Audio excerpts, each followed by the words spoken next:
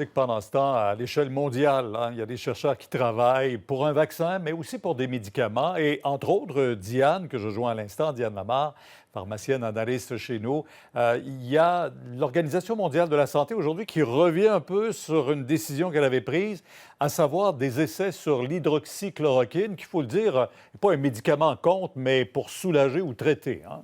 Oui, il y a plusieurs études qui essaient d'utiliser l'hydroxychloroquine à différents moments dans l'évolution de la maladie.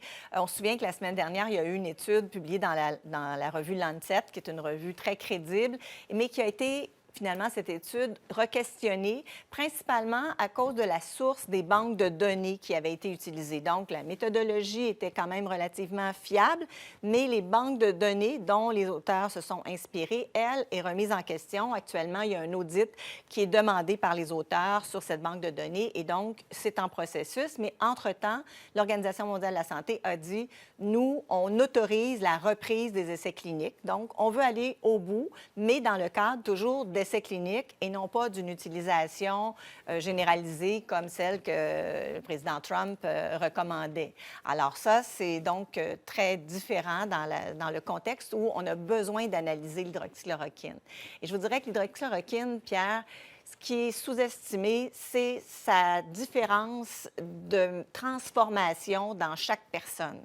Vous savez, certaines personnes ont des effets secondaires, d'autres n'en ont pas. Certaines personnes ont des interactions médicamenteuses, d'autres n'en ont pas. C'est dû au fait que chaque individu a une façon de transformer le médicament, les médicaments différemment. On a, si vous voulez, une chimie intérieure, mais aussi des mécanismes, des enzymes qui transforment. Et donc, dans l'hydroxychloroquine, c'est un vieux médicament et on n'a pas toutes les études pour savoir anticiper qui le transforme bien ou ne le transforme pas bien. Entre autres, du côté de la France, on sait qu'il y a 10 à 30 des Français, quand ils ont pris l'hydroxychloroquine dans des études, n'en avaient pas dans leur sang parce qu'ils transformaient beaucoup le médicament au niveau de leur foie, ce qui faisait qu'il y avait pas de concentration. D'autres personnes ne le transforment pas et donc, elles se retrouvent avec des concentrations très élevées. Et c'est ça qui manque actuellement quand on fait des analyses trop globales, quand on ne fait pas des essais cliniques où on randomise, donc on compare vraiment pour avoir des patients qui ont le même